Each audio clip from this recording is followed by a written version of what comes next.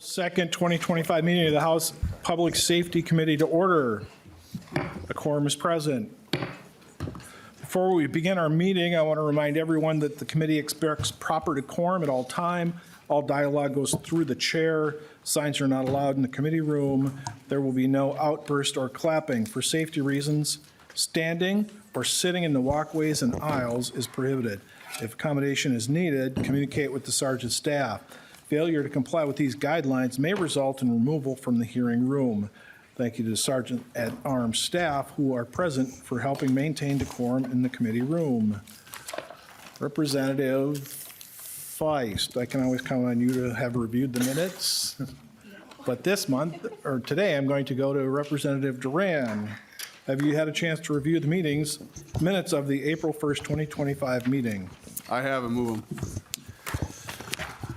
Representative Duran moves approval of the April 1st, 2025 minutes. All in favor signify by saying aye. All opposed say nay. Motion carries and the minutes of the April 1st, 2025 meeting are approved. Much like yesterday, we have a full agenda. We are asking all testifiers to be succinct and to the point. Testifiers from the public will have a maximum of 1.5 minutes to provide testimony. The first bill on the agenda today is House File 538. Representative Stier, I see you're at the testifier table with your testifier. Representative Stier, would you like to move your bill before the committee with the recommendation that House File 538 is referred to the General Register? That is my motion, and I do have an amendment. Thank you. We heard this bill on March 4th and had public testimony at that time. There will be no additional public testimony. Representative Stier, please remind the committee of what your bill does. All right, House File 538 is in front of us again. It's a use of deadly force statute, and we're changing in the amendment, page 1, line 10, after 2. Do I got to start over? No, go ahead. All right, so after 2, insert or perceived by, and I want to thank Chair Moller for all her hard work behind the scenes working with the Chiefs of Police Association and MPPOA. Without her help on this, we wouldn't be where we are today. So I'll pass it off to the testifier here, Imran Ali. Mr. Ali, state your full name and begin your testimony. Thank you, Mr. Chair. Imran Ali. I am the Minnesota Police and Peace Officers Association General Counsel. Good afternoon. Officers in Minnesota need consistency in the law and the application of that law in our 87 counties. Our community also needs transparency to ensure that the law is applied uniformly all across the state. I want to thank Representative Stier for bringing this important bill forward, and also to Chair Novotny and to Chair Moller for their hard work on this bill. One of the blessings of my job at MPPOA is representing over 10,000 members of law enforcement. I get to speak with police officers every single day from all corners of our state. And I hear from them loud and clear that this statute, 609066, that was amended, needs to now comport with our laws and the landmark U.S. Supreme Court decision in Graham versus Connor. With this amendment, we make our officers and our communities safer. Thank you. Thank you, Mr. Ali. And you were speaking to the A2 amendment. Representative Stier, you would like to move the A2 amendment? That is my motion. Does anyone have any questions on the A2 amendment? Representative or Chair Moller. Thank you, Mr. Chair. I just wanted to put on the record, appreciated the opportunity to press pause to work on this, and just want to make it clear that the language in the A2 amendment matches what's already in statute with the legislative intent. You don't see that in the bill because it's only starting at subdivision 2. But subdivision 1A of section 609066 says that should be evaluated from the perspective of a reasonable officer in the same situation based on the totality of the circumstances known to or perceived by the officer at that time rather than with the benefit of hindsight. And so I just wanted to be clear that the language in the amendment is mimicking the intent, and it's at least our intent in doing that this isn't necessarily changing anything. It's just providing clarity. I know courts will do what courts are going to do, but just wanted to make sure that that legislative intent is placed on the record. And again, thank you for the opportunity to work on this. Thank you. Thank you. Is there any other questions to the A2 amendment? All in favor of the A2 amendment, signify by saying aye. Aye. All is opposed. Motion carries and the A2 amendment is adopted. Any closing questions before Representative Stier goes to closing comments? Representative Stier, closing comments. I just want to thank again Chair Moller and this entire committee for taking a look at this. This will impact every police officer across the state of Minnesota. It will make our community safer. So again, thank you. Representative Stier renews his motion that House File 538 as amended is recommended to be re-referred to the General Register. All in favor signify by saying aye. Aye. All opposed say nay. Motion carries and House File 538 as amended is re-referred to the General Register. Thank you, Representative Stier and Testifier Ali.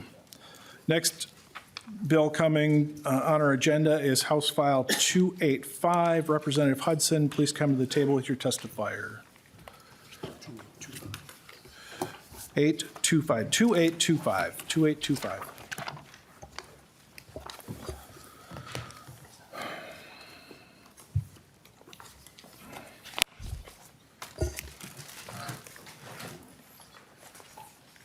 Representative Hudson, would you like to move House File 2825 before the committee with a recommendation it is re-referred to the Judiciary, Finance, and Civil Law Committee? That is my motion, Mr. Chair. Please explain your bill and have your testifiers.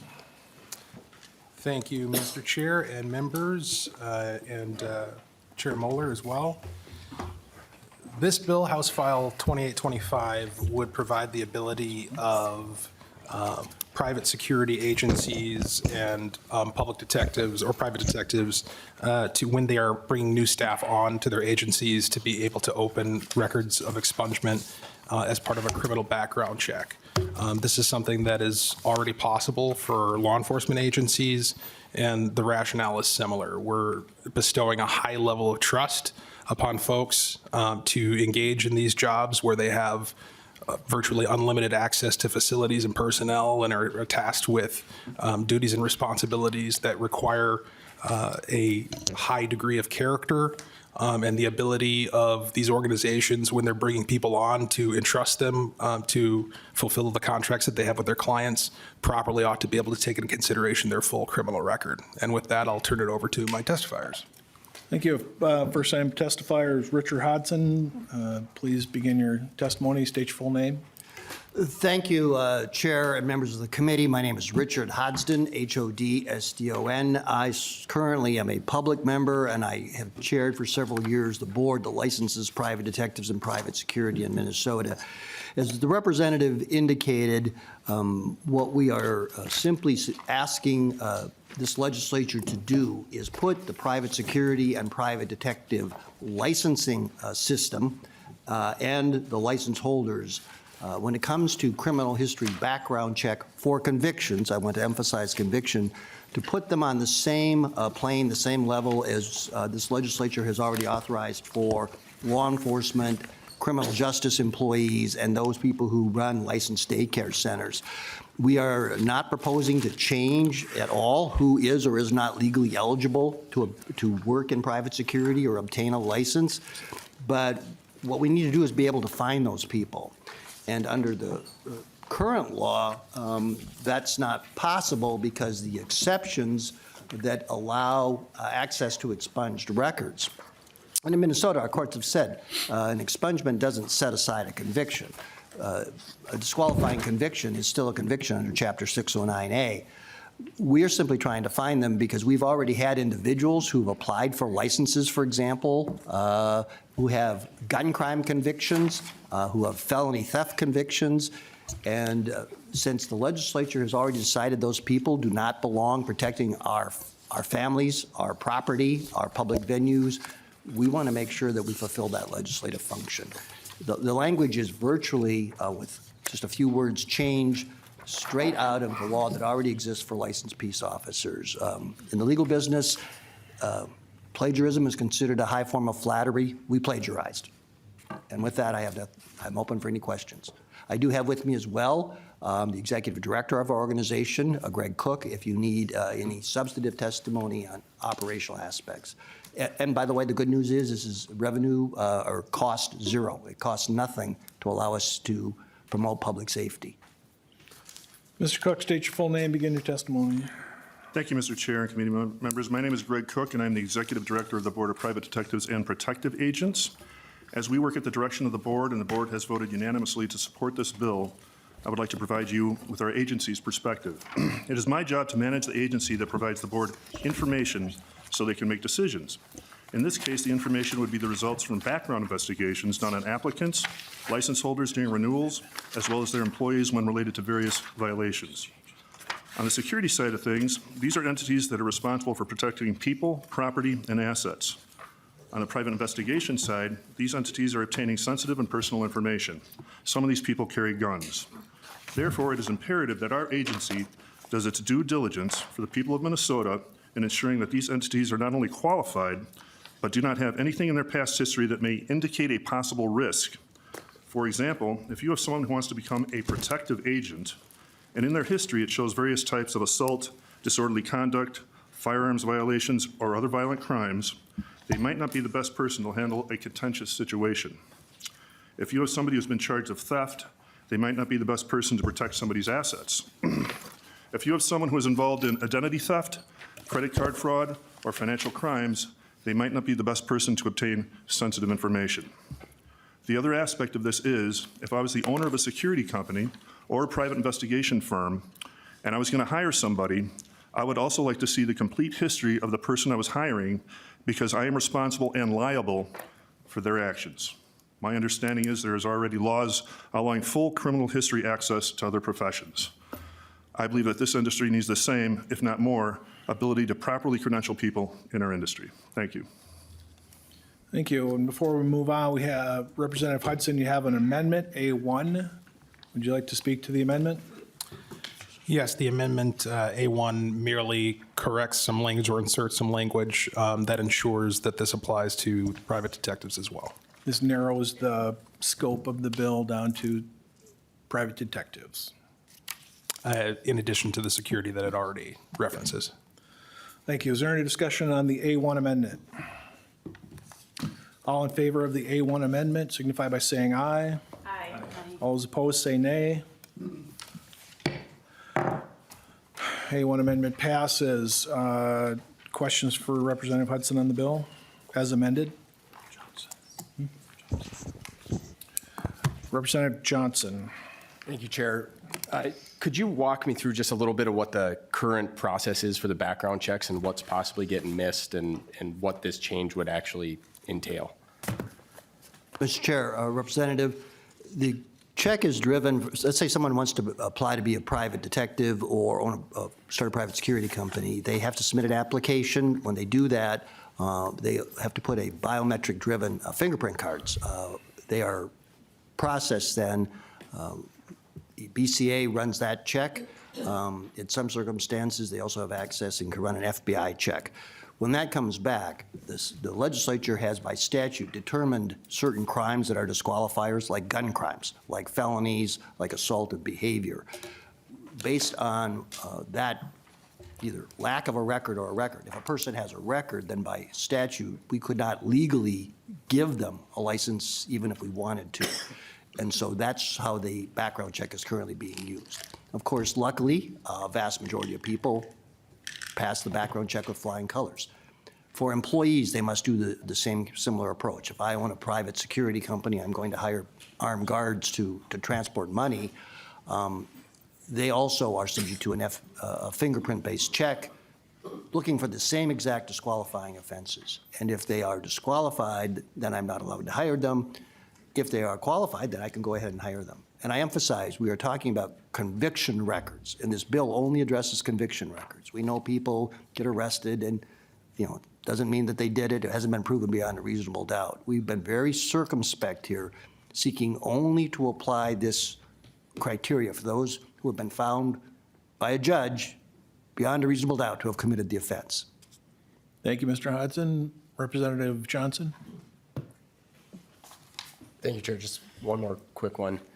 Has there been instances where somebody has made it through the background check process and then you've had these problems? Or is this trying to get ahead of it? Mr. Hudson. Mr. Chair, Representative, fortunately, the two that we know of, we've caught. But the difficulty we see is the policy has been made to massively expand the scope of expungement. Prior to January 1st, 2015, a person couldn't legally get their record expunged if they had a conviction. Well, that changed to every misdemeanor, gross misdemeanor, petty misdemeanor, and over 70 different classes of felony convictions are now eligible for expungement by petition. Under the clean slate legislation that went into effect January 1st, 2025, BCA indicates that there are maybe as many as 500,000 records that are subject to automatic expungement. Many of these convictions are not disqualifiers. Our board will not care about those. If somebody has been convicted of, careless driving, that's not going to impact their license or their ability to enter this profession. So we are limited, our concern is to those offenses, and that's what's checked for right now, those that by statute are listed to be disqualifiers. Representative Johnson. All right, any other questions for the testifiers or Representative Hudson? Representative Hudson, closing comments? Thank you, Mr. Chair and members. As I've stated in the past, this is an industry that I spent a large portion of my young adulthood working in and had, as I stated before, unfettered access to facilities, contact with the public, contact with personnel. Some jobs I carried a firearm. The level of trust required to do this job, both for your employer and the client and the folks who you're serving in these positions, is understandably and appropriately high, and this bill ensures that we're able to adhere to that standard. Thank you. Representative Hudson renews his motion and recommend that House File 2825 as amended is re-referred to the Judiciary, Finance, and Civil Law Committee. All in favor signify by saying aye. Aye. All those opposed say nay. Motion carries, and House File 2825 is re-referred to Judiciary and Civil Law. Next bill on our agenda is House File 963, which allows the Department of Corrections to revoke early earned release incentive credits if the inmate violates the rules. The committee first heard this bill on February 25th, and it was laid over.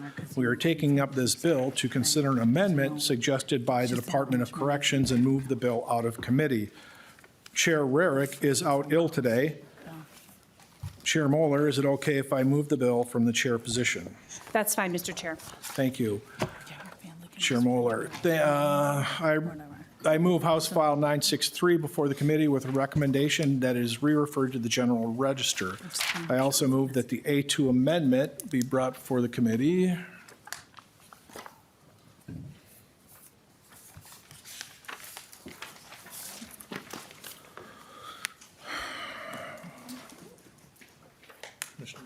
What's that? Yeah. So I move the A2 before the committee. Please, Commissioner Snell, please come to the table and describe the A2 amendment. Mr. Chair, members, my name is Paul Schnell. I'm the Commissioner of the Department of Corrections. Thank you for this opportunity. As the chair mentioned, I'll get to the A2 amendment here. Chair, we have no concerns about this, and as we've testified before on this, the bill language proposed by Representative Rarick is consistent with the policies the agency formalized earlier this year, and we appreciate that Representative Rarick's effort to codify this into law. The language in the A2 amendment ensures consistency between the incarceration provisions that Representative Rarick addresses in her bill and the supervision side of MRA. Current law requires that an individual be transitioned to a supervision abatement status once they've earned enough credits, even if the commissioner has remaining concerns about public safety. These changes would both allow and direct the commissioner to weigh any concerning behavior and stability or other potential public safety risks before awarding supervision abatement, therefore ensuring the balance between rewarding individuals for compliance and ensuring public safety. We believe this amendment will further strengthen the intent of House File 963 and provide the necessary flexibility to manage both fairness and safety. And with that, Chair, I would stand for any questions once you've done what you need to do on your side. Are there any questions for Commissioner Snell? Representative, or Chair Moller? Thank you, Mr. Chair. I just wanted to thank Commissioner Schnell, and I know Chair Rarick isn't here, but if I know Chair Rarick, she will be listening if she's able. She is. And so just wanted to thank her for her work on this with the Commissioner. Thank you. Any other questions? All in favor of adopting the A2 amendment, say aye. Aye. All opposed, say nay. Motion carries and the A2 amendment is adopted. Is there any further discussion on the bill? With that, I renew my motion that House File 963 as amended is re-referred to the General Register. All in favor signify by saying aye. Aye. All opposed, say nay. Motion carries and House File 963 as amended is re-referred to the General Register. Commissioner Snell, you can stay at the table. Because the next bill is your deficiency funding request, and Chair Moller, would you like to do it from there? And go ahead, Chair Moller. Explain your, would you like to move House File 3006 before the Ways and Means? Yes. The recommendation is referred to the Ways and Means Committee. That is my motion, Mr. Chair, and this is the Department of Corrections deficiency funding request that was in their broader package that we had. We decided it with the targets, the way they were determined, that this would travel as a standalone bill, and so that's why we are pulling it out. And I'm not even going to try to explain what it covers because I know Commissioner Schnell is able to do that. Thank you, Chair Moller. Commissioner Snell. Mr. Chair, members, once again, Paul Schnell, the Department of Corrections Commissioner, here to speak to the House File 3006, the deficiency request. The DOC is requesting $9.1 million from the state's general fund, as well as legislative approval to reallocate $10 million in appropriated funds to address our budget shortfall for fiscal year 2025. Approval of this request is vital to ensure the continued operation of state correctional facilities and to maintain the critical services and staffing necessary for public safety. As you heard during my testimony at last Friday's public safety hearing, the primary reason for the deficiency stems from the extraordinary improvements in staffing levels within the DOC. As you are well aware, the department has historically faced significant challenges in recruiting and retaining staff. However, we're pleased to report that due to the new competitive compensation packages that were negotiated and previous investments from this committee in our recruitment and retention efforts, the DOC has made considerable strides in attracting and retaining skilled and stable workforce. At the beginning of 2025 and presently, our staffing levels within the DOC stand at 99%, which is a dramatic improvement from the just 76% staffing level we had in 2020. This is a major achievement that is both vital to ensuring the safety and security of the facility, as well as providing essential services to those who are incarcerated. However, these staffing increases, while critically important, have also placed substantial pressure on the department's budget.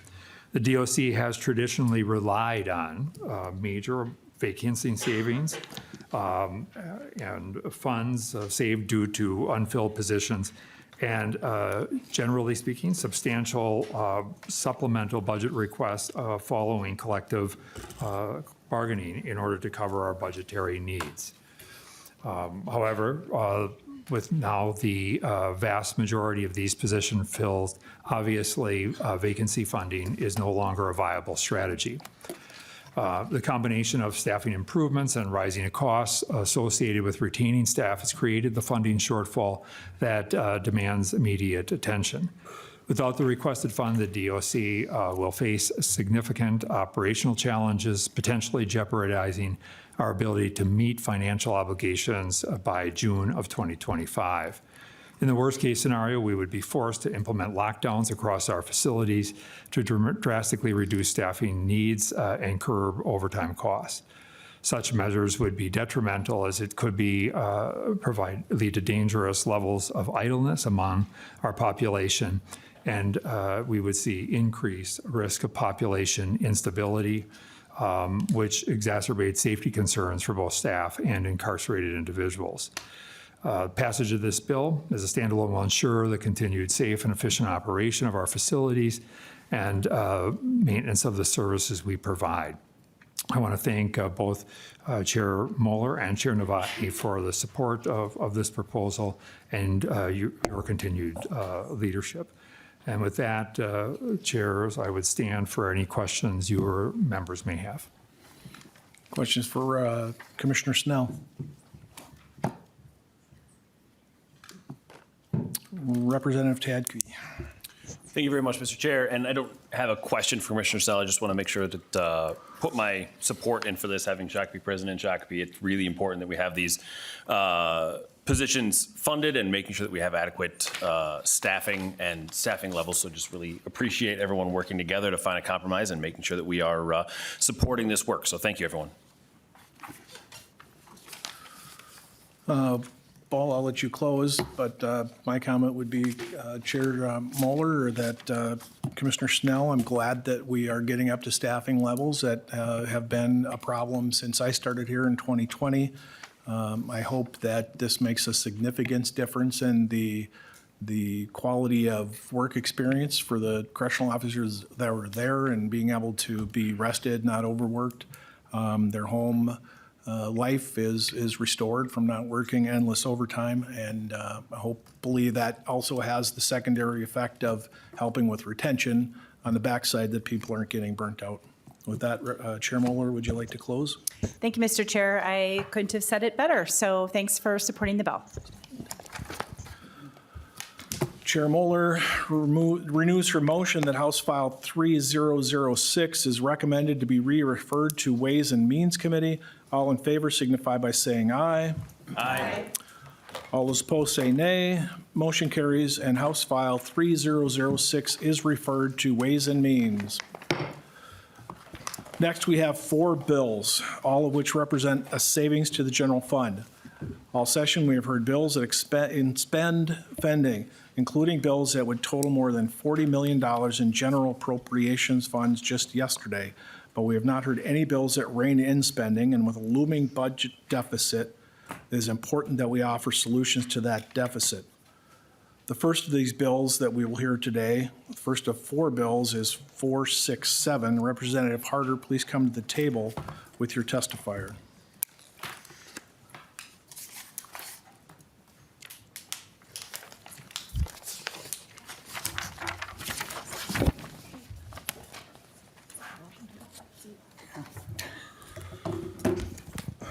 Representative Harder, would you like to move House File 467 before the committee?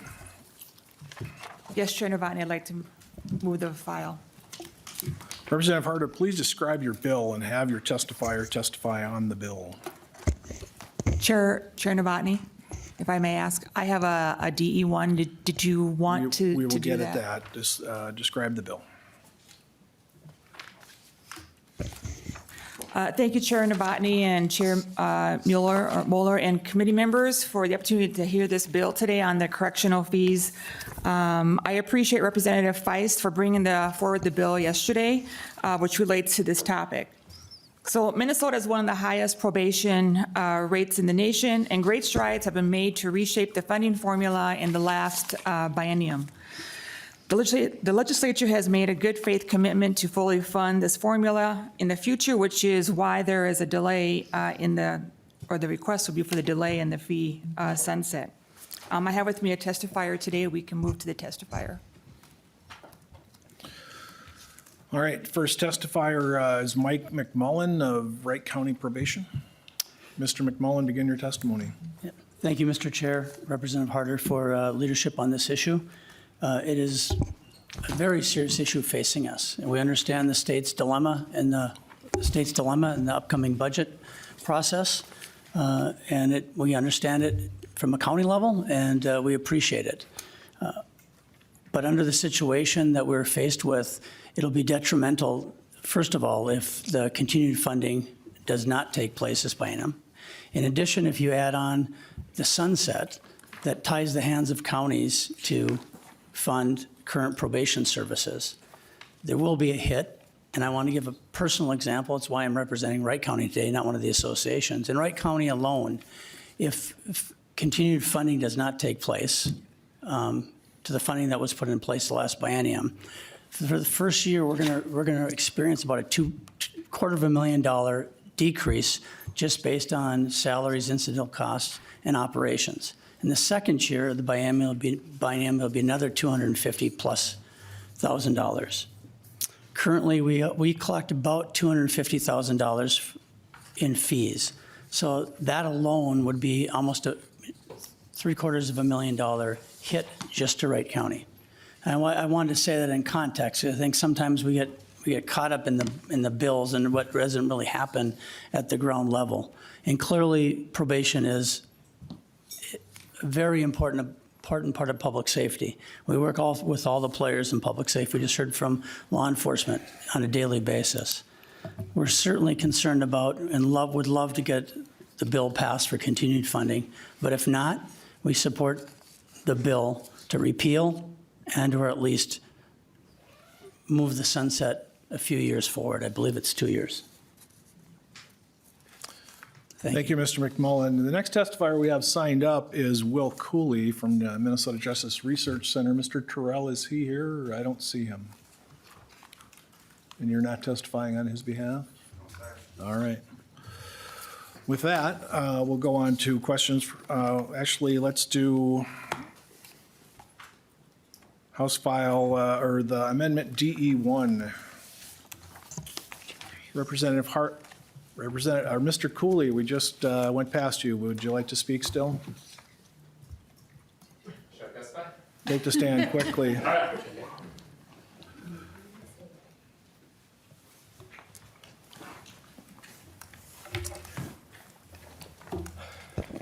Mr. Cooley, begin your Apologize. testimony. Just coming from another meeting. Mr. Cooley, begin. My name is Will Cooley. I'm the Policy Director at the Minnesota Justice Research Center. In regards to HF 467, the Minnesota Justice Research Center puts forth these statistics. I have some stats here. I'll go through them slowly. In 2022, people were assessed $13.8 million in supervision fees, but only $6.4 million were collected. Why? Approximately 2/3 of people on probation have incomes below $20,000 per year, and nearly 2 in 5 make less than $10,000, placing them well below the poverty line. As the conservative scholar William R. Moller notes from the Institute of Justice, and there should be an Institute of Justice letter in your packet, the fines and fees system is dehumanizing, often leading to decades-long debts and stripping people of their freedom, particularly those who are less fortunate. Moller urges us to oppose a system that extracts revenue from individuals even when they are unable to pay. Minnesota's probation officers have a tough job, but they are doing it well. In a survey from 2021, 90% of people on probation described their experience with Hennepin County probation officers as respectful and fair. We've spoken to many supervision agents across the state, and they tell us what they need: more housing options, more effective substance abuse programs, more employers willing to take second chances. They have never told us to burden their clients with excessive fees they often cannot pay. Thank you. Thank you, Mr. Cooley. Back to DE1. Is there any discussion on the DE1? Actually, Representative Harder described the DE1. Thank you, Chair Novotny. And I also want to thank to Representative Feist and Chair Moller, and there were others, for working on the DE1 on this amendment, which the bill right now that I have is to repeal the sunset, but the DE1 is to move that to 2029.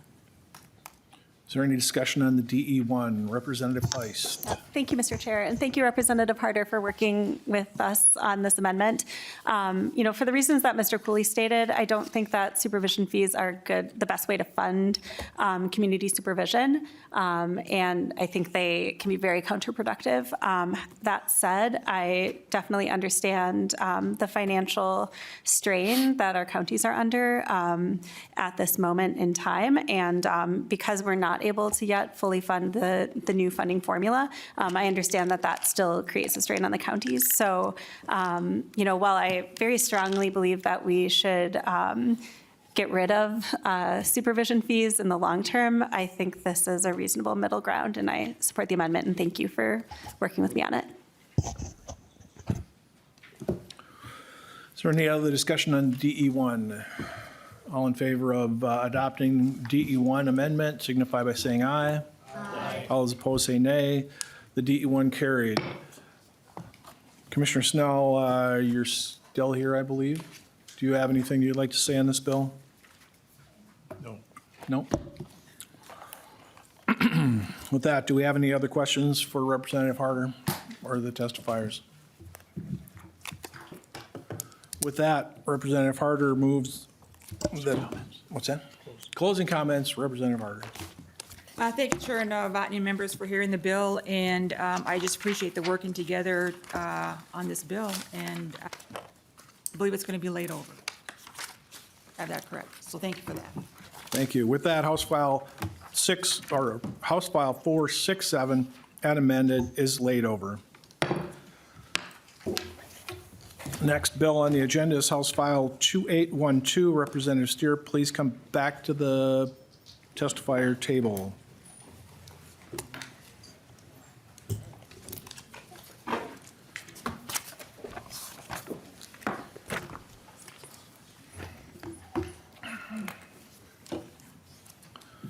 Representative Stier, would you like to move your bill before the committee?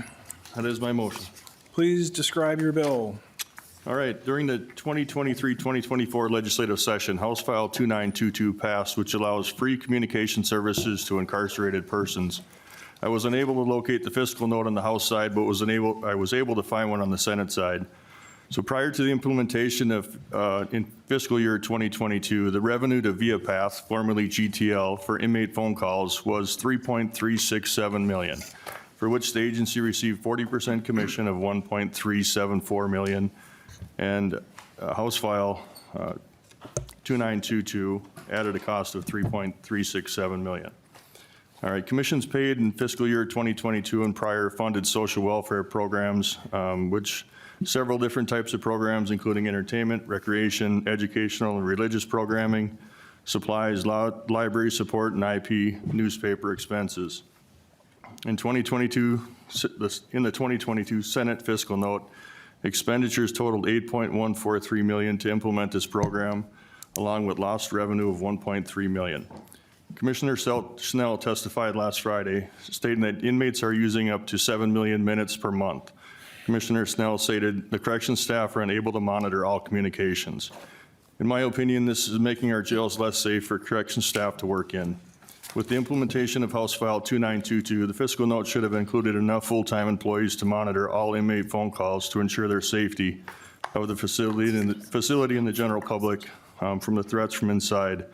The cost broken down in 7 million minutes a month is 23,333 minutes a day, and that would take 162 full-time employees to monitor 24 hours calls, 7 days a week, 365 days a year.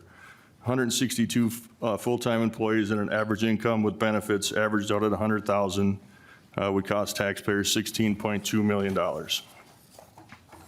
The argument to keep free phone calls will include studies showing the incarcerated persons who maintain strong family community ties find it easier to reenter society, to become the community again, and have lower recidivism rates. Another point will be free jail phone calls remove financial burdens from family and friends. Commissioner Snell mentioned on Friday that correction facilities are dealing with the gangs are controlling the phones. He mentioned implementing a policy to fix the issue. So gangs are controlling the phones and people aren't able to use them. And that is my bill. I can take any questions. Thank you, Representative Stier. Commissioner Snell, would you like to speak on this? Looks like yes. Please go to the table, state your name, and begin your testimony.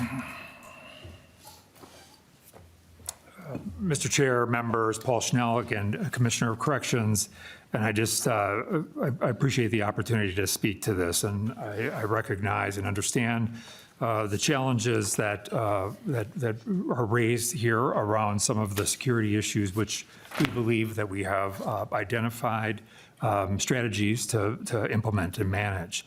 I do think that it is important that we really offset and think about and consider the policy impacts, as Representative Stier, I think, rightly pointed out, that that these types of policies do have significant and positive impact on the incarcerated population, recidivism, and their ability to maintain contact with their families. I think it's also really important to note that the economic hardship created by charging for these phone calls, and we are one of 4 states in the nation right now that passed this type of bill, really places a burden on families, and most often single moms who are already facing difficult circumstances. During the legislative session, we heard people testify that oftentimes these calls were costing them, their families, between $100 and $200 per month.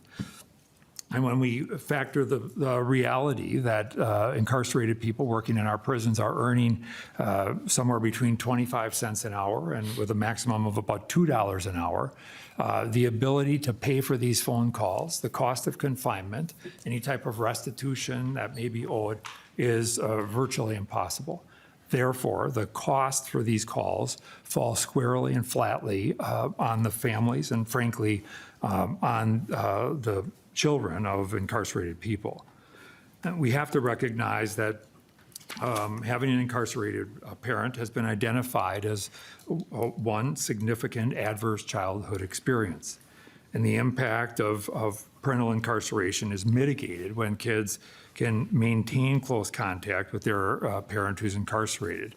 And I can tell you that oftentimes these phone calls involve people who are incarcerated on the phone with their kids doing homework in an evening. As was pointed out, we are seeing the use, and we have seen the use of the phones go up dramatically, 7 million minutes a month, as was noted. We think that is a positive sign.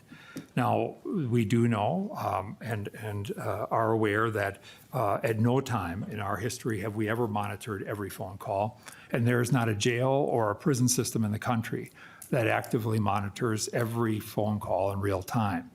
As is well noted, any calls that come from correctional facilities are recorded, and they are accessed and used by our intelligence people as may be necessary.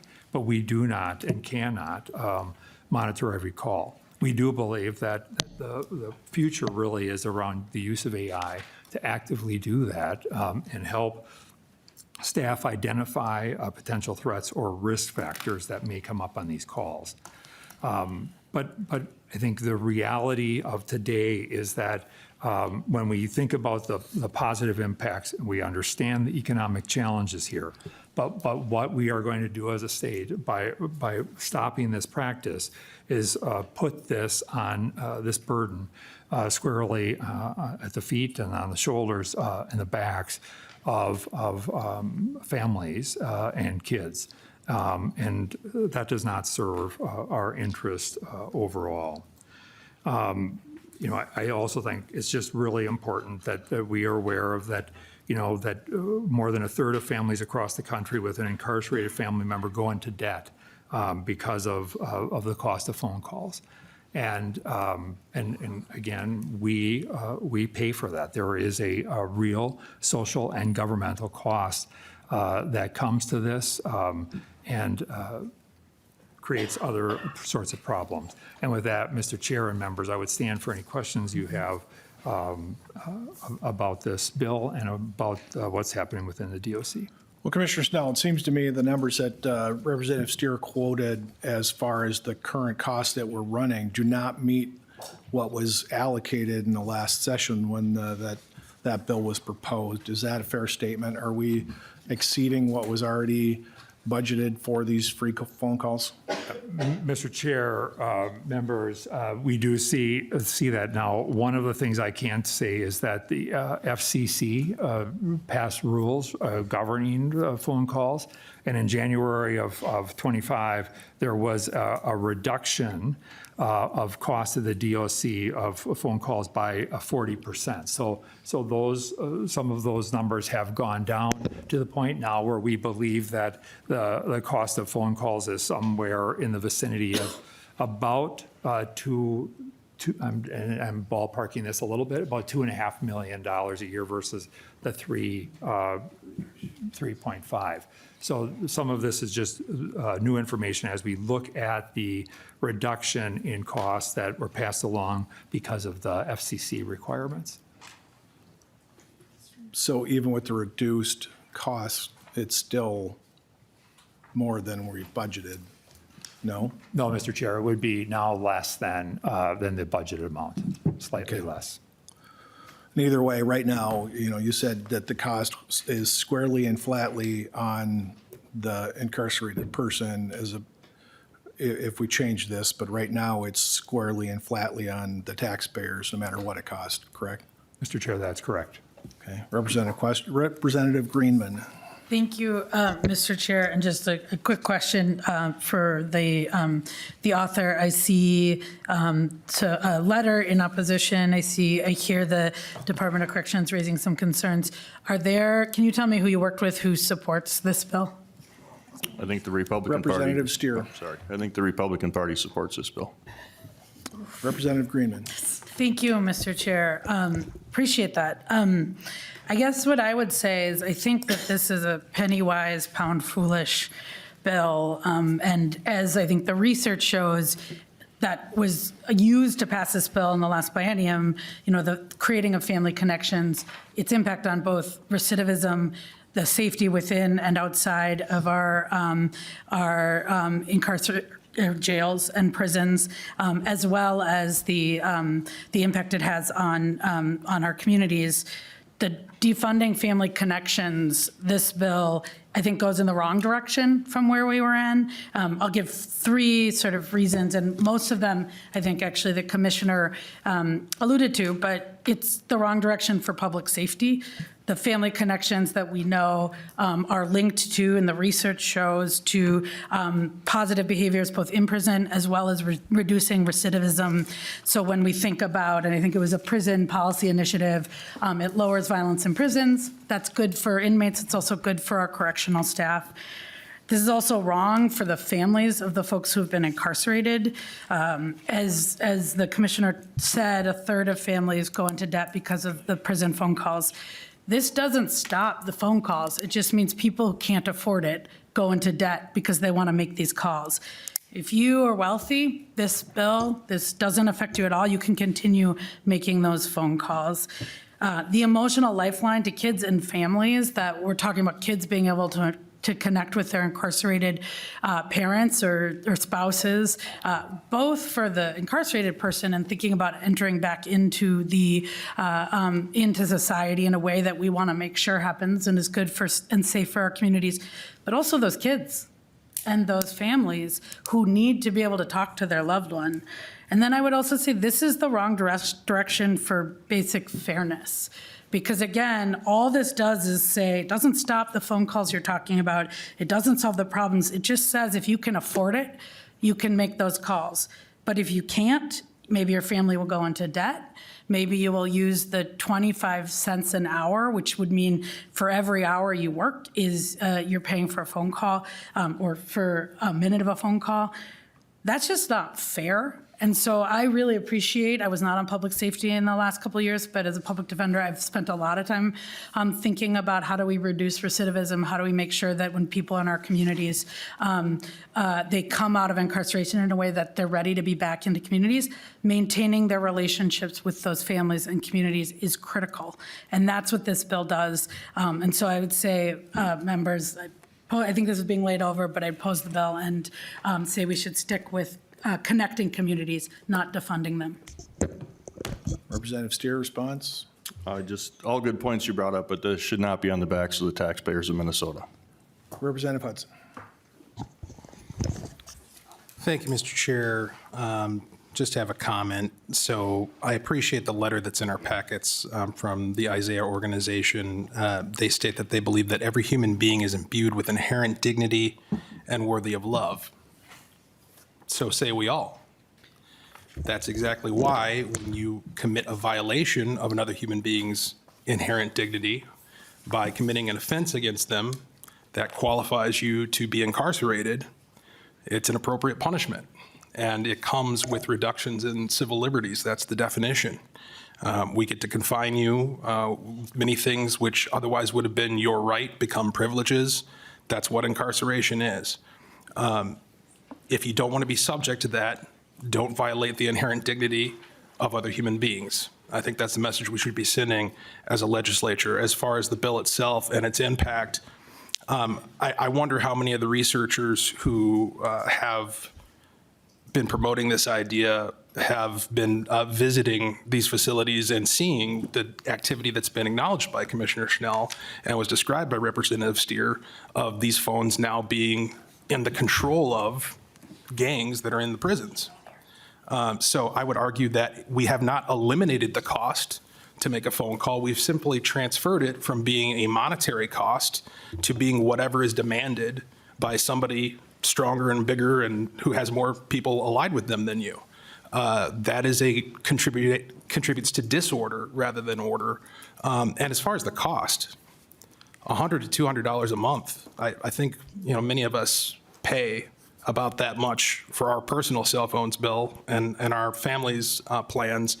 If there's some sort of inherent right to be able to have connectivity to other people through these technological means, who's going to pay my bill, right? What we've done with this legislation that was passed last term is we have provided a right and privilege to people who have, again, violated the inherent dignity of our fellow human beings that we ourselves out here don't have. I think this is a good bill, and I do support it. Thank you. Representative Duran. Thank you, Mr. Chair. And my question is for Commissioner Schnell here, and I'm actually going to piggyback off of Representative Hudson and actually talk more about some of the damages that are happening with inside the correction facilities in regards to some of these gangs that are taking over these phones. And I would like you to explain to me how they are taking over these phones, or what have you heard? Are they taking money from this? Because I mean, when we're talking about the burdens of society and putting the burden on these families, aren't we doing the same thing when we're actually paying some gang members or paying these individuals to be able to use these phones? In essence, aren't we putting the burden back on some of these people that are inside the jail as well? Can you help me out with this, please? Commissioner Snell. Mr. Chair, Representative, the reality is there's a lot of ways that in a correctional setting that people can be exploited. As it stands with the phones, it may not be that they're paying to use the phone. It may be that if I am a member of a security threat group, the only people I allow to use that phone is members of my group. And the way that we now have to manage and implement strategies to do this. I want to be clear. We had phone issues and problems and challenges before phone calls were free. That's a reality.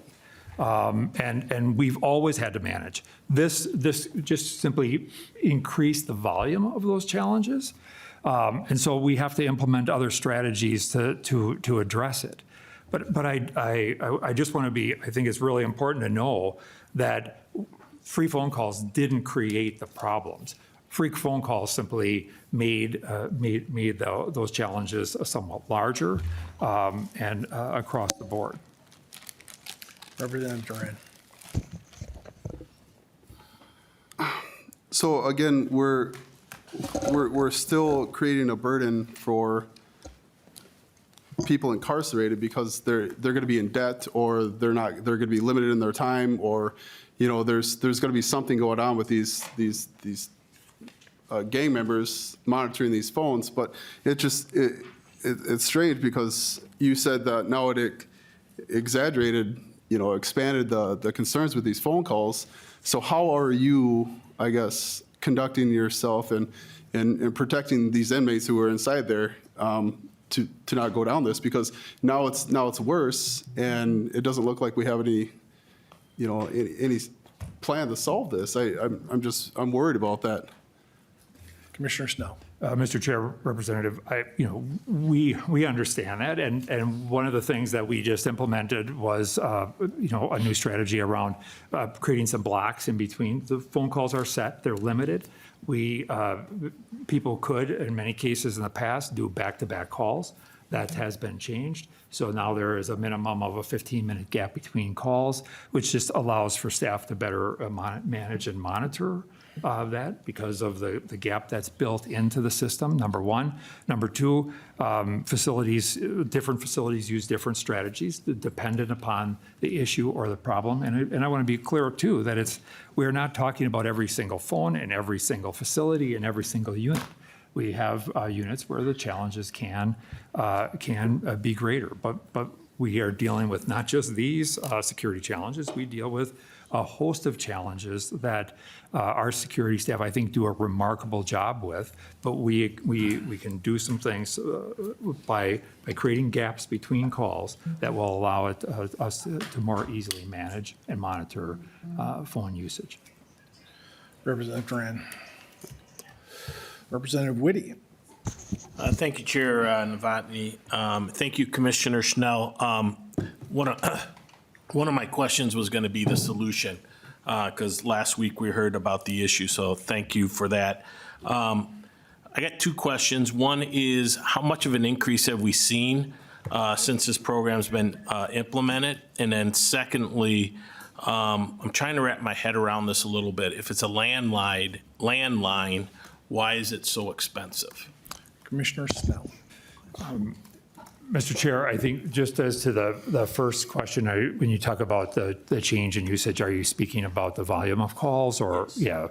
Yeah, the volume of calls has gone, as I pointed out, we were running prior to this about 3 to 3.5 thousand minutes a month.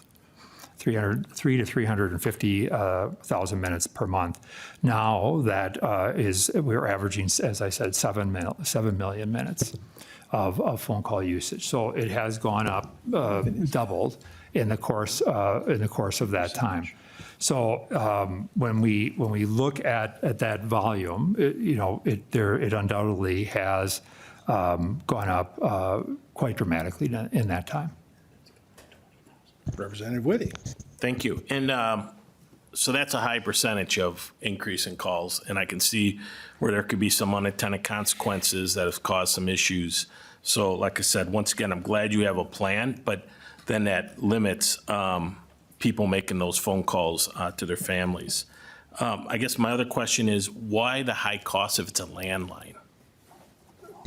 Commissioner Snell. Mr. Chair, Representative, it is a great question, and it's one of the issues that the FCC really took up based on change in law, bipartisan bill that was brought in U.S. Congress.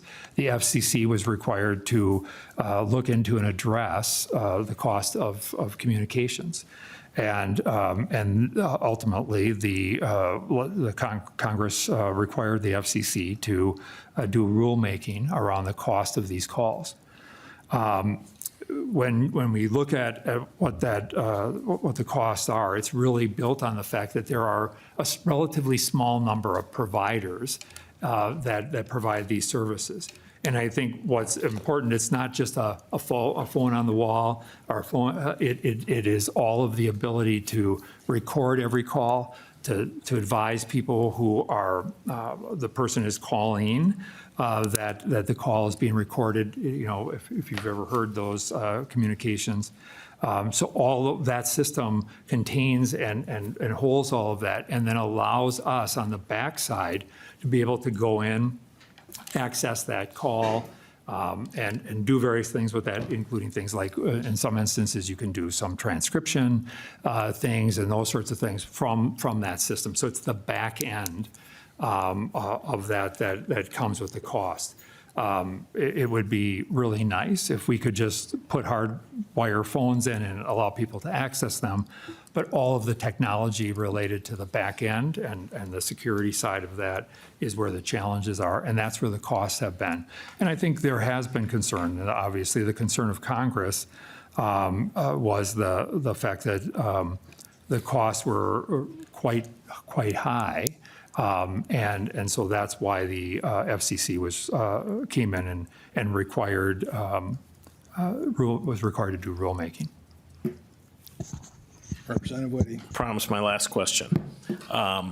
So I'm guessing because we're up to 7 million calls a month from 3,000, that's why it's increased. Because it's not just a overall bill thing, it's monitored by the calls. Because you got to do all the back end stuff. Commissioner Snell. Yeah, Mr. Chair, yes. I mean, the cost, obviously, one of the things that's happened is that the costs have gone down a little bit because of SEC. But it really, at the end of the day, it is the volume of costs that require the funding. Representative Hollins. Thank you, Mr. Chair. Thank you, Representative Stier, for bringing this bill so we can have this conversation. I'm going to be limited in what I say. I just got a couple of points. The first thing I want to acknowledge is that I hear you when you say that there are problems. I hear when we talk about gang control and the cost and the number of minutes that are coming up.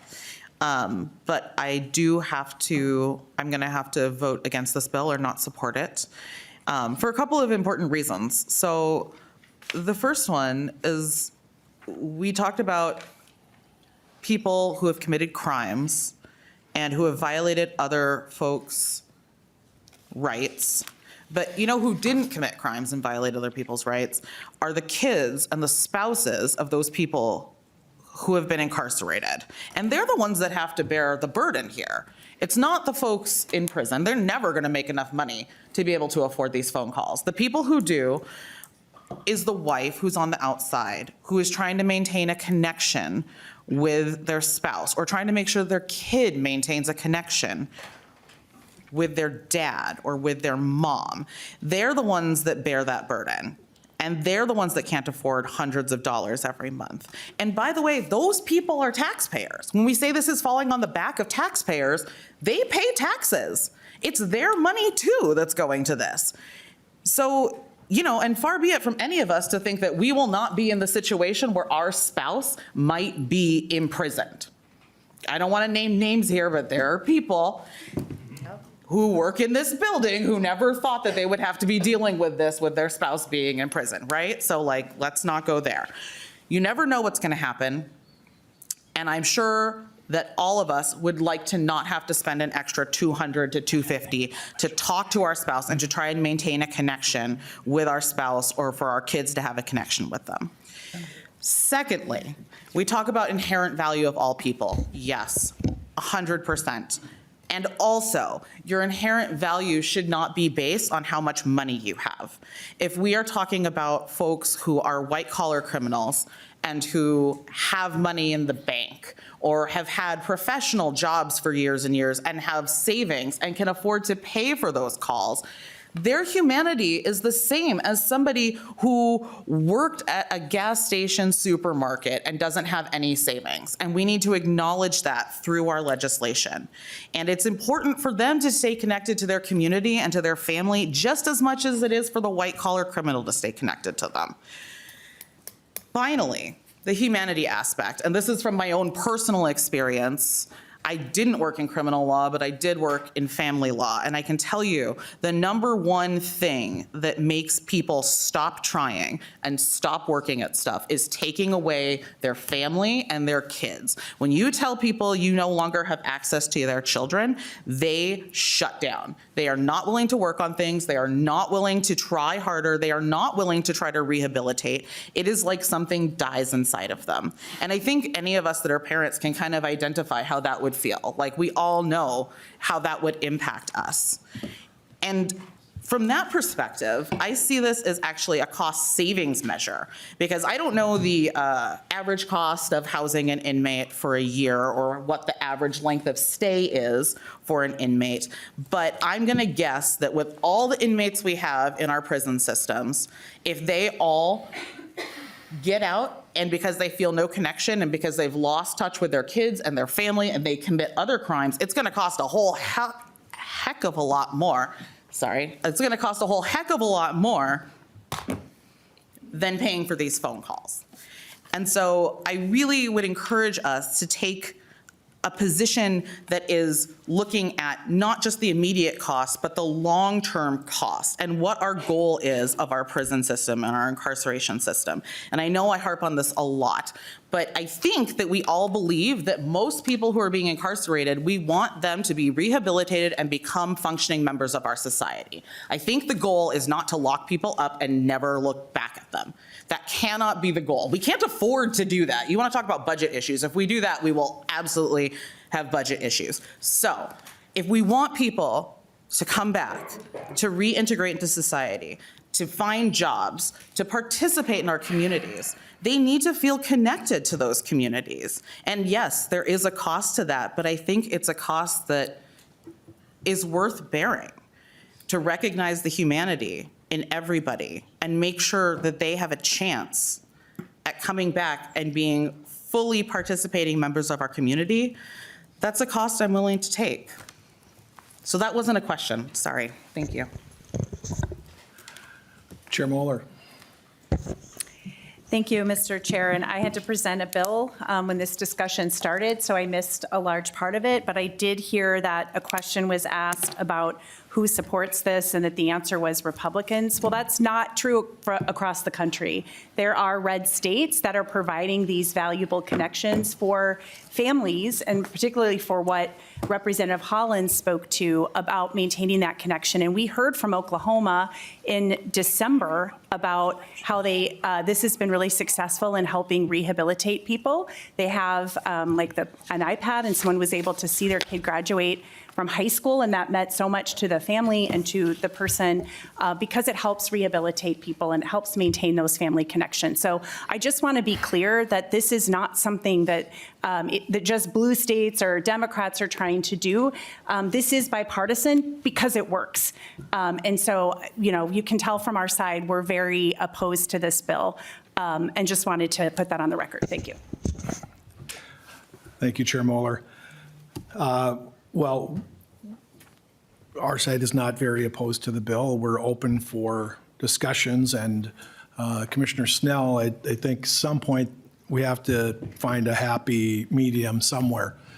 I will say, though, that Representative Hollins, if we go by your math, if what we had before with paid phone calls and the number of calls that were going out, to the amount of phone calls we have now, which back of the envelope is approximately 3,000% increase in the amount of calls that were made and minutes that are made. So if we go by your theory, then we should be able to zero out the corrections budget within a couple of years because there won't be any crime. I appreciate that there is legitimacy to what you're saying, Representative Hollins, but it's not everything that you are pointing it out to be. And I would suspect if you wanted to arrange with one of the fine members of the Ramsey County Sheriff's today to go on and sit down to listen to a couple of hours of jail phone calls, it might change your mind on how valuable those jail calls are with no limits on them. Representative Stier, closing comments. All right, House File 2812 will bring back $1.3 million in commissions to fund social welfare programs, eliminate the $3.36 million in fees assessed back onto the general public, and allow correction staff to monitor the facility, in which will turn the facility safer, along with everyone in the general public. Thank you. And with that, House File 2812 is laid over. The next two bills on the agenda are mine. Vice Chair Whitty, please take over.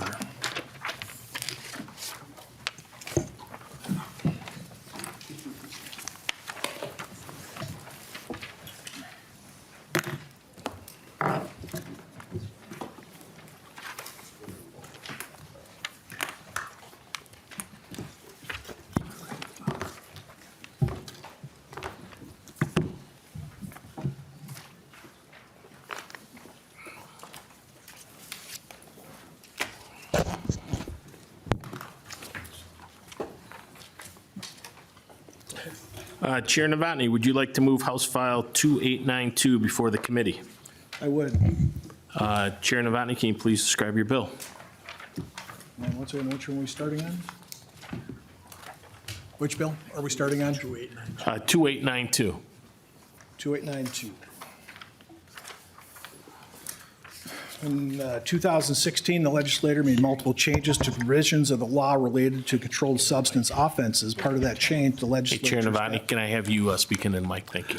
The legislature established a community justice reinvestment account. Money in the account was to be used for grants to support mental health, chemical dependency treatment programs, and other programs related to controlled substance offenses. In 2019, the legislature established a statutory transfer of $461,000 each year from the general fund into the account. This bill repeals that account and annual transfer. Thank you. I see no one signed up to testify on the bill, so we'll move to member discussion.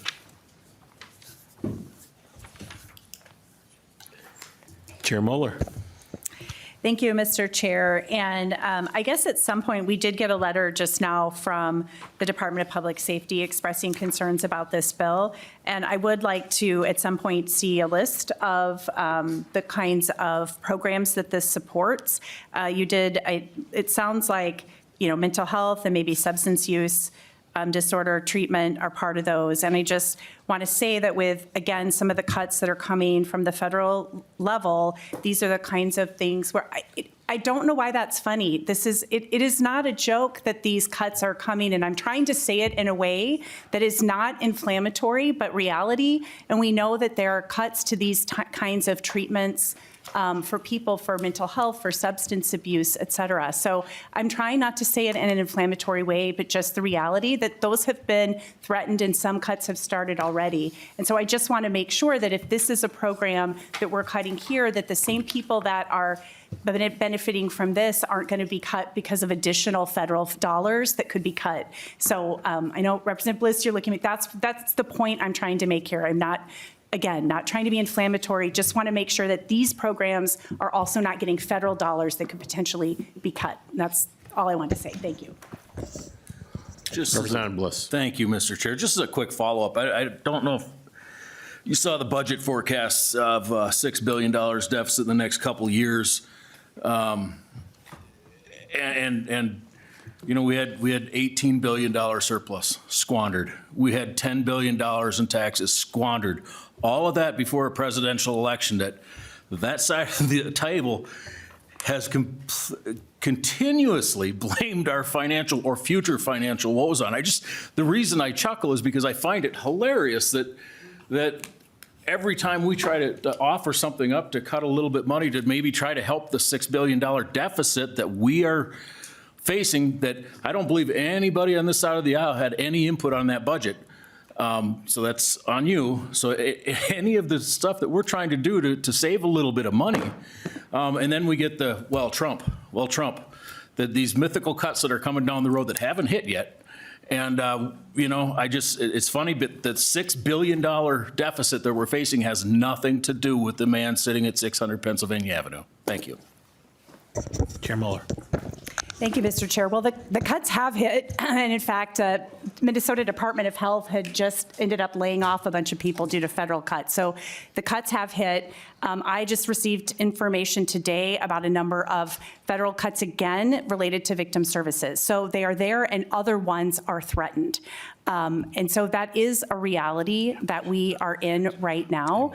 And we did fund things that were Republican before in the past, the last biennium as well. So it wasn't, no, we could talk about the last biennium probably forever, and that's not the point of this bill. But I do think it is important to this bill to understand if there are federal cuts coming to these things, how does that impact? I didn't say we are a hard no on this bill. I just said I wanted to understand that a little bit more and understand where the various funding sources for those types of programs are coming from. Moving forward, closing remarks, Chair Novotny.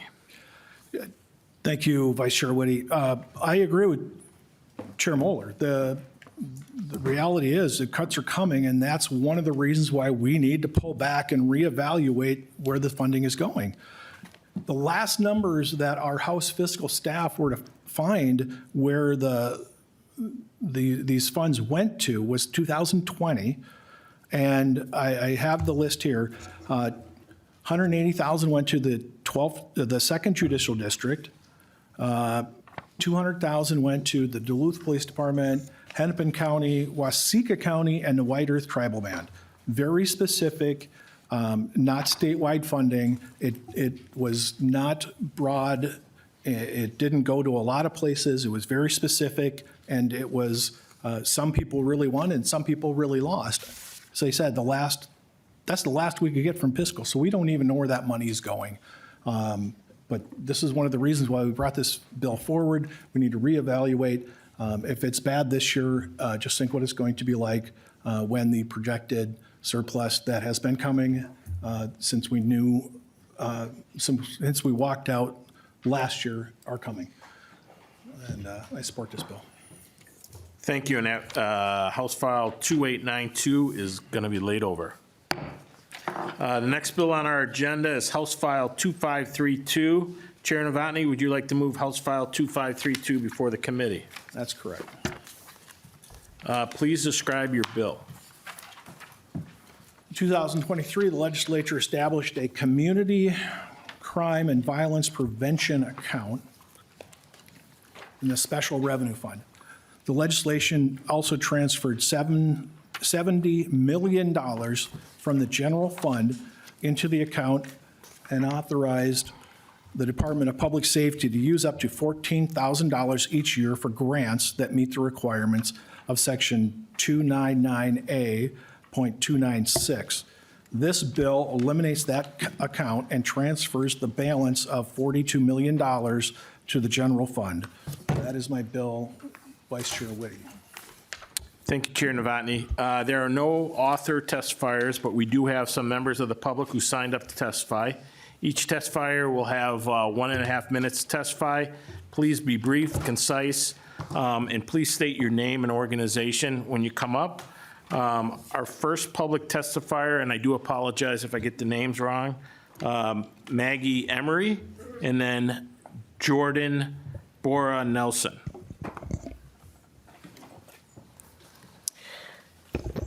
Good afternoon, chairs and members of the committee. My name is Maggie Emery, and I'm the Executive Director of Protect Minnesota, which is the only state-based, statewide gun violence prevention organization here in Minnesota. I am here to strongly oppose any effort to pull back community violence intervention funding. This is not just a budgetary issue, it's a public safety issue, a life or death issue for many communities here in our state.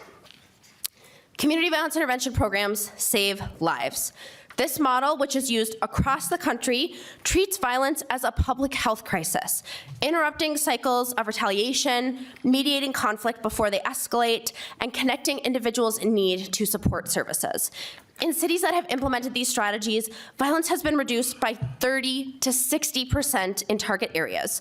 Here in Minnesota, community-led programs have been instrumental in reducing shootings and violent crime. You may have heard recently about the reduction in North Minneapolis in gun violence, and particularly in our most impacted neighborhoods.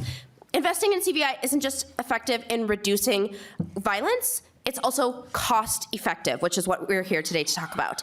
Studies show that every $1 spent on violence interruption and prevention saves up to $5 in reduced medical costs, incarceration, and lost productivity. In contrast, when funding is pulled, we see spikes in violent crime, overburdened law enforcement, and rising emergency room costs. Cutting this funding isn't just short-sighted, it's dangerous. We must continue funding proven community-based solutions that address violence at its roots. I urge you to protect these dedicated dollars today and uphold your commitment to real public safety on this committee. Thank you very much. Thank you. Next up, we have Jordan Bohr Nelson, and then on deck, Ryan Prevencia. Good evening. Thank you for hearing me this evening. Jordan Bohr Nelson, Executive Director of Mad Dads Minneapolis. And I'm just here to talk a little bit about the work that we do in South Minneapolis. Last year, we interrupted or intervened in 569 situations that could have erupted in violence or were violent, and our violence intervention team stepped in between that, and they stopped the situation from escalating.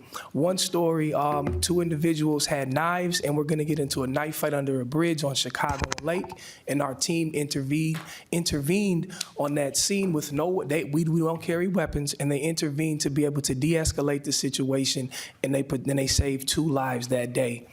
And then also the employment piece that comes along with it. Most of the people that we hire have lived experiences coming from the community, coming from either being justice impacted or they don't have a lot of work experience, and they gain that experience with us, and then we're able to help them go on into a career field or a career path of their choice. Just a few testimonies from local business owners. Mohammed from the Ellen and Halal Market said, "I see you guys around outside in the cold doing your jobs. I definitely feel safer when I see you patrolling the streets. It's hard for the police to come to every single incident, or it takes a while, so it's good to have you guys here for sure." We are great. Gilberto Rivera, the general manager from the Four Corners Market, testified that we are grateful for the Mad Dad staff and their patrols. They have helped us several times. When people are causing trouble, we call them and they respond immediately. My staff have noticed that when customers arrive and see them, they feel secure and enjoy their stay more. Mario from the Mexicana supermarket said, "Mad Dads come several times a week, always checking in and asking if everything is okay. Their presence benefits not just us, but also people walking on the street. They make the community feel safer, and they help people who need to straighten out. Those struggling with drugs or making bad choices, their work is a great help." So this funding that has been provided to us does pose a great need in our community, and it does help and prevent violence. Lastly, there was a news story yesterday on CBS News about Brooklyn, New York, where they had proven that 482 days without a shooting in Brooklyn, New York, based on similar initiatives to what we do with community violence intervention. Thank you for your time. Thank you, Jordan. Next up, Ryan, and on deck, Leah Condis. Thank you, Mr. Chair. Ryan Pervenanzi, I know it's a mouthful, so I appreciate the effort. Thank you, Mr. Chair, Chair Moller, members. My name is Ryan Pervenanzi, again, speaking on behalf of Carlton County. You know, these funds, the city or the county receives about $425,000.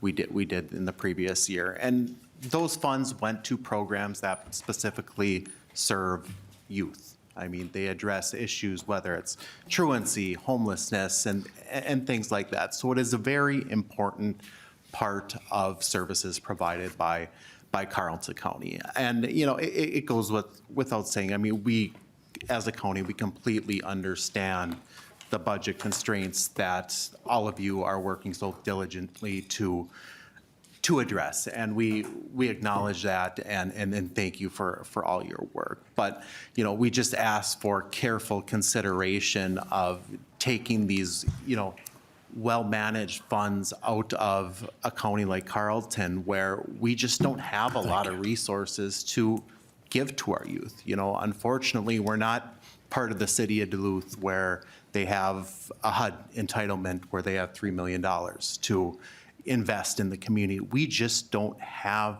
those resources.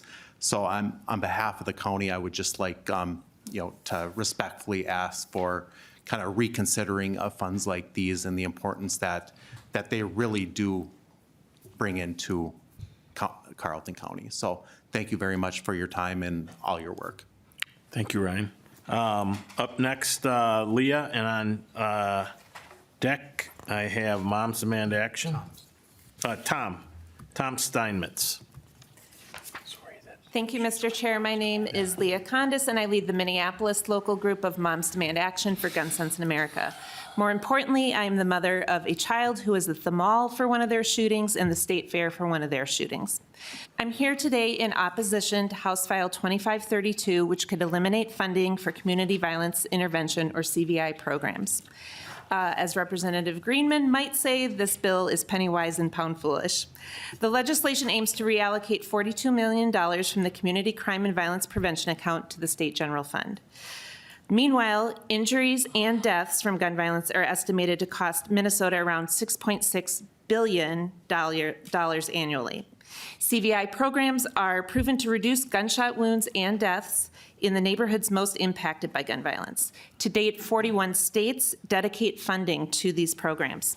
The presence of violence in communities is associated with chronic or acute conditions such as poor mental health, reduced cognitive functioning for children, and inequity in housing, economic opportunity, and educational attainment.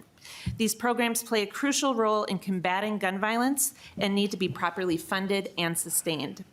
Moms Demand Action has had the privilege of partnering with many community-based partners to reduce gun violence, including the Next Step program at Hennepin Healthcare, Touch Outreach, and Restoration Incorporated. I urge lawmakers to reject this short-sighted proposal. Thank you. Thank you. Up next, Tom, and on deck, Justin Terrell. Thank you, Mr. Chair, members of the committee. Thank you for your commitment to the safety of people across Minnesota. My name's Tom Steinmetz, and I'm speaking to you today as both the Executive Director of the Healthy Community Initiative in Rice County and also as a violent crime victim. I'm professionally committed to reducing crime, and this issue is personal for me. After I was assaulted, it took years to recover, both physically and emotionally. Anyone who has experienced a violent crime knows that the effects stay with you long after the attack, sometimes for a lifetime. I hope that no one ever has to experience a violent crime, and that's why I'm opposed to this bill, to eliminate the Community Crime and Violence Prevention account. The Healthy Community Initiative's Community Crime Intervention and Prevention Project works directly with at-risk youth using evidence-based interventions with a strong focus on high school graduation and workforce development. This program has the strong support of the Northfield Police Department and many other community partners, and I'll be passing along a letter of support from the chief of the Northfield Police Department. Students in HCI's Check and Connect program have a 98% graduation rate. Those are all at-risk students. Check and Connect's a nationally recognized structured mentoring intervention for at-risk students. We focused on high school graduation because we all know that students who drop out are 5 times more likely to be arrested and 63% more likely to be incarcerated, and that increases in high school graduation have a huge return on investment. Through the Community College Collaborative Workforce Initiative, 2 students have already graduated with associate's degrees in law enforcement. Hey, Tom, And I'll I'm end gonna with have a you wrap quote up. from Iris, one of the graduates, who said, "The program has provided me with the resources and tools to successfully complete my training in law enforcement and begin my career. The staff played a huge role in my success. Their guidance, support, and dedication made all the difference. Their encouragement, along with the Tom, support..." can I have you wrap up? Yeah. Thank you. One more second. They were always there to offer help whenever I needed it, and I am proud to now serve as a police officer. Thank you. Thank you. Next up, Justin Terrell, and up after him, Sheriff Bob Fletcher.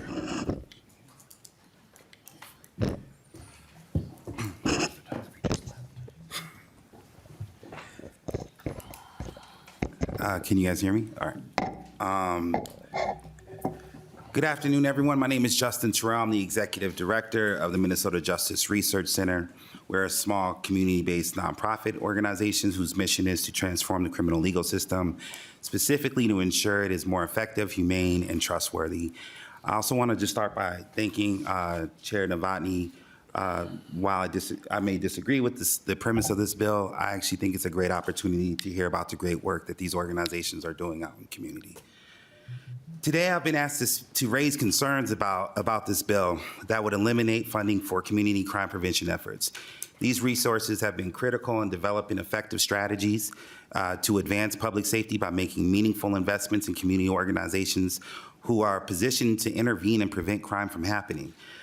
The work these organizations do is to be respected and appreciated, if for no other reason than that we know these organizations play a key role in addressing crime in our community, which makes us all safer and helps law enforcement, who I'm thankful who are also in the room today, be more effective at their jobs. In addition, I want to share some recent stats released by NPD in the city of Minneapolis that shows that crime in North Minneapolis, that notorious hotbed we love to talk about all the time, also the hub of our community, of the Black community in our state, has dropped into 2014 levels, which researchers such as Patrick Sharkey argue is the high water mark for being the safest year on record in our country.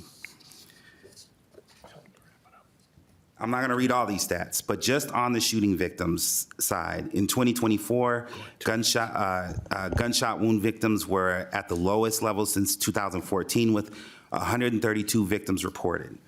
This is a decrease of nearly 21%, 35 fewer victims from 2023 and within pre-pandemic levels.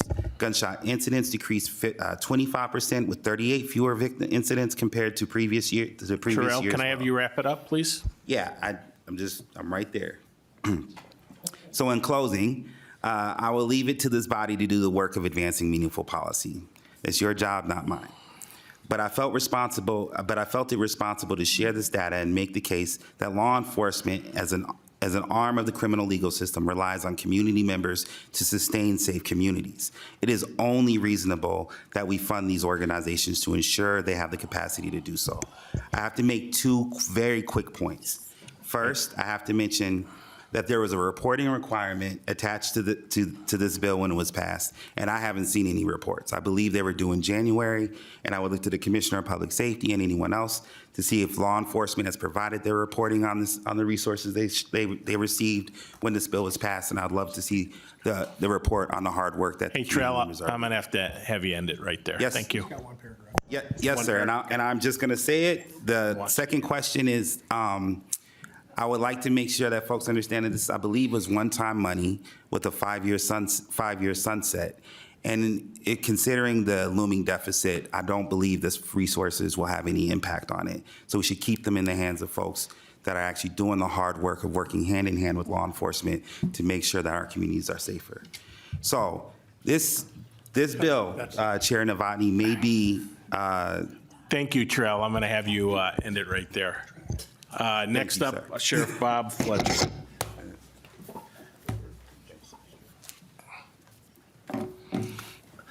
Ready? Sheriff Bob Fletcher, thanks for having me. Our youth outreach program serves about 200 to 300 kids every year. We've been doing that for literally 30 years. You might remember, those of you that were here, which there aren't many, but the Office of Justice Programs used to issue grants. And so we are very aggressive at youth outreach programs. I want to tell you one story here about a couple of them. Chinu Lee, please stand. Chinu Lee is the undersheriff in our department. Stay on your feet. I'm going to talk about you. Chinu Lee was a part of our program when he was 8 years old. And we had an academic program, baseball, softball. He got into scouts. And Chinu Lee graduated then from high school. But when we first started working with Chinu, his dad would not let him go out. He lived in a housing project in McDonough. And there were so many gangs out there among gangs that he wouldn't let him go out. But his father let him come to our program because he believed that it was going to be safe if he was at the sheriff's program. In fact, his dad wouldn't let him wrestle in high school because he thought wrestling was bad until I showed him my yearbook to show him that I wrestled at North St. Paul High School, and he said, okay, we're going to let him wrestle. So, great success story, went on to work for us, and he's the highest ranking Hmong deputy in the state of Minnesota. And he is also leading our youth program now, which does a great job. And he recruited, stand up there, Kaku. Kaku, our first Karen deputy, was recruited 5 years ago through the work that Chainu was doing with our youth program. These are just two examples of the work that our youth program is doing, and there are dozens of others positively impacted by the money that you graciously allowed us to have 2 years ago. Thank you, Mr. Chair. Thank you, Sheriff Fletcher.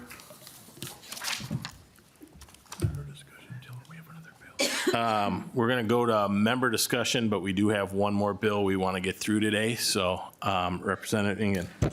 Thank you, Mr. Chair, and thank you, Representative Novotny, for the bill. I am in support, not because I'm against a lot of these programs and a lot of the folks who came up and testified in favor of this funding, but because there are some folks who aren't here today who have unfortunately used these funds as a means of self-gain rather than allowing programs like this to actually see the light of day. These aren't cuts by the federal government or by Elon Musk or some mythological cut. These are cuts based off of greedy people within NGOs who seek to profit off of us trying to fund the good work of people who came up and testified. And I have a couple of sheets here that would help kind of just display how much greed we're talking. One group here, they received 1.8 million in grants in 2024 and 2025, and they spent 46.2% on their board's overall salary. Another one, I can start saying them here too if that's easier, but another one's 49.6%, 61.49% of $1.8 million, 59% of $1.91 million. Overall, we have $30 million in grants here, and one out of every single two of those dollars is going to the pocket of somebody who's in an executive director position, who's not going out and doing the work on the ground, who's not providing for these services that are helping people like these two officers who are obviously helping our communities today because of organizations that they were able to enter into. This is going towards bureaucratic bloat and government greed instead of the boots on the ground work. If we start with this bill and we get these funds back, we can then take a look and say which organizations are doing that good work that we should continue to fund, rather than just throwing out $30 million and allowing 12.6% to go towards a total of 84 executive director board member salaries. That's why I think that we should support this bill, and it's a good starting point. Thank you. Thank you, Representative Hollins. Thank you, Chair Whitty. Thank you, Chair Novotny, for bringing this bill, I guess. Okay, so first I want to note that the City of St. Paul and their Project Peace, which is supported by their Public Safety Network, has also received $450,000 through this program, which was very well spent and I think is really important for what we're trying to do in the City of St. Paul, trying to intervene with folks and make sure that they are stopped before they start committing crimes. I share concerns that Representative Engen has brought up, and I would love to see more about that. I do know that a lot of these organizations that do this work are really small. So when you say that it's going to an executive, like there's nothing more than people that make up these organizations. There's not like usually a CEO who's at the top, but I would love to read more about it. And yeah, if you want to, I mean, I won't do it right now in front of you, but like, yeah, thank you. I'm definitely interested. And then of course, don't take this the wrong way, Chair Novotny, but I guess maybe you should talk to my Ramsey County Sheriff and you might have a different perspective. I'll address that. On the grant. Any other discussion? Representative Duran. well, we heard today from a testifier that they intervened on a knife fight, and that actually tweaks my interest because now I'm trying to figure out what is their, how are they intervening on some of these issues, what type of training they have, what are they doing to, or some of these intervention programs, who's monitoring these people, how do they are conducting themselves in these certain situations? And I think that is Justin, right? Yeah, if you want to come up here, please. Yep. Yep. Can we make this quick? Real quick, yeah. Okay. So my deal is right now is like, what type of training are you're giving your individuals, and how are we knowing that that is coexisting with the community and some of the relationships of making sure that everybody's created fairly, right? In regard, because it doesn't look like there's really much oversight to this. So what I want to know is what type of training that you guys are offering, and how are you guys intervening on some of these tougher issues? Thank you. That's a great question. I'm Jordan Bohr-Nelson, Executive Director of Mad Dads Minneapolis. So to the training piece, our team members are trained in CIT training through the Barbara Snyder Foundation called Crisis Intervention Training. We just had 10 team members trained last week, and it actually is the same training that the Minneapolis Police Department and Hennepin County Sheriffs receive. They're also trained in Cure Violence Global, which is an international organization that trains on violence interruption, and they have us focus on de-escalation in potentially violent situations or mediating them so violence doesn't spread like a disease. They're also trained by the Red Cross in CPR first aid. So they're actually trained in how to stop the bleed. If someone is shot, they are trained how to put a tourniquet on the wound. And they are trained in de-escalation through our years of history. We've been around since 1989 nationally, and our national organization used to work with the Justice Department on training for canvassing in communities, and we had a community center built in Omaha, Nebraska. What was the second question? Are you guys trained on any kind of force restraints or anything like that? Do you guys do any of that? We are not trained on use of force because the whole purpose of violence prevention and intervention is to prevent or intervene if a violent altercation is about to happen. If someone is physically harming someone, we are trained on how to intervene and de-escalate that situation, but we do not have specific training on how to forcefully restrain someone like a chokehold or warrior training. We're going to move on to Representative Hudson. Thank you, Mr. Chair. I know we're very short on time. I just want to make the point that I've seen this type of work actually function. I went on a ride along with MPD, and we went to this scene where unfortunately somebody had an untimely passing, and the family was understandably very upset. And they're transferring their anger to law enforcement, and this group showed up and de-escalated the situation and enabled the law enforcement and the medical examiner to do their job and retrieve the individual who had untimely passed. I know it can work. My problem with it is what's been articulated by Representative Engen is that there's a lack of consistency, a lack of accountability. I think the whole process needs to be rethought from the ground up of how we make this have the same kind of universal standards that apply to literally every other form of official public safety. So thank you. Thank you. Chair Moller. Thank you, Mr. Chair. And I appreciate that the spreadsheet came over to our side of the table, but a lot of the organizations listed aren't even the ones that received these grants. So I'm a little okay, so I'm confused, and the numbers you were saying didn't match up with what we had. I'll also note that Office of Justice Programs, they were part of the auditing process like a couple years ago, I want to say, and they were very in compliance with the things they needed to do. And they're actually a model that can be used for some of the other grant programs, I think, around the state. So I wanted to make that point. And I know they don't pay boards, they reimburse for work that's done.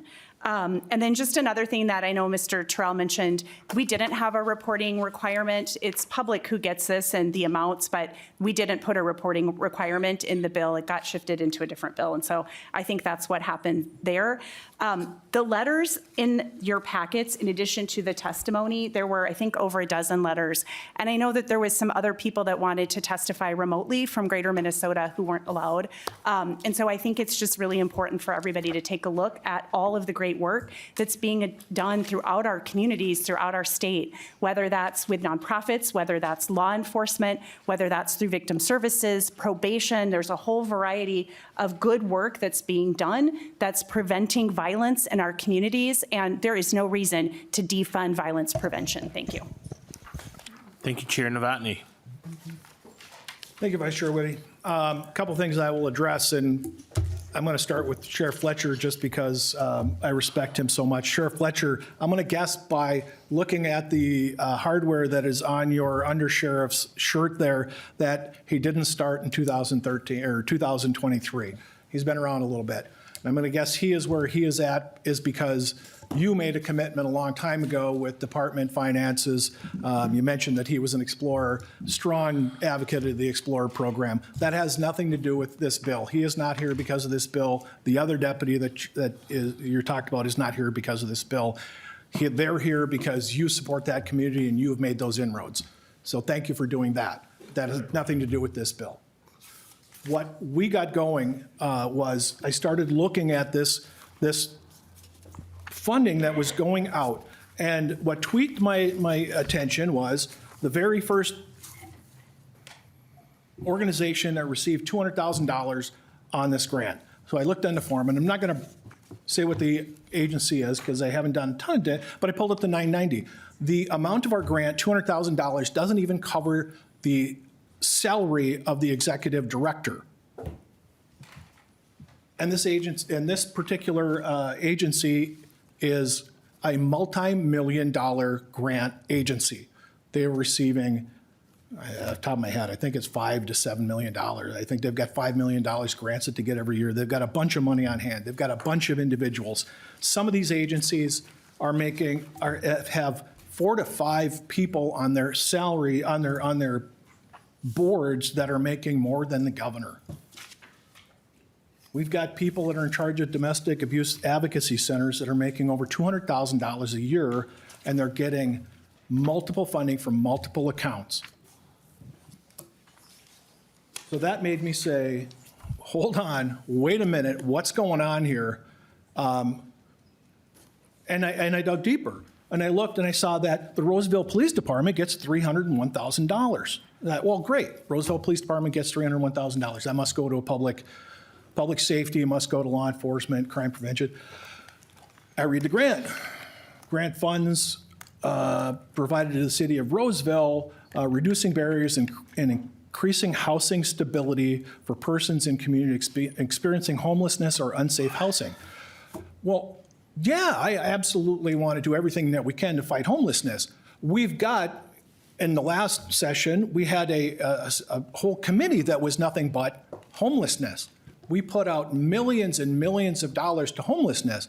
And I'm not saying that we shouldn't do everything we can to help eliminate homelessness. That's not part of the public safety budget. We're doing the public safety omnibus budget right now. Right now. We don't have a bill to increase any funding. We are scrapping for every cent we can. We're fighting over every bone. And we're putting out thousands of dollars, hundreds of thousands of dollars, rounded up, $14 million a year is going out for every program that you read in here. And there are some great sounding programs, after school programs. So kids on the north side don't have to walk home to an empty house. After school programs. Absolutely. I'd be the first person to say, give them their $70,000, give them their $80,000. Because you know the person that's running that? Some of those are making $50,000, $60,000, $70,000. That's what we expected when the testimony for this bill came 2 years ago. What we get is not even covering the salary of the top executive of some of these firms that are coming out.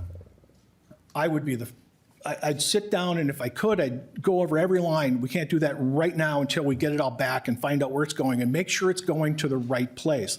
Sheriff Fletcher in the past, I've talked to him, and